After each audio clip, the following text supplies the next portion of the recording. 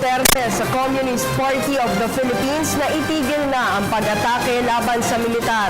Ayon sa Pangulo, sa halip na makipagpatayan, mang-ambush at bumihag ng mga sundalo, mas makabubuti para sa lahat kung patatatagin na lamang ng gobyerno at ng naturang komunistang grupo ang kanilang relasyon sa pamamagitan na ikinakasang usapang pangkapayapaan. Inihalimbawa ni Duterte ang More Islamic Liberation Front o MILF na sa kabila ng pagkakadiskaril ng BBL ay nananatili sa kanilang commitment na itigil muna ang mga pagkilos laban sa pamahalaan. Binigyang din ng Pangulo na mas magiging madali ang takbo ng usapang pangkapayapaan kung walang pagmumula ng hinanakit sa bawat panig. Sinabi pa ni Duterte na hindi maaaring magsawalang kibo na lamang basta ang mga sundalo sa pag-usad ng usapang pangkapayapaan habang marami sa kanilang hanay ang nadudukot at napapatay ng mga rebelde.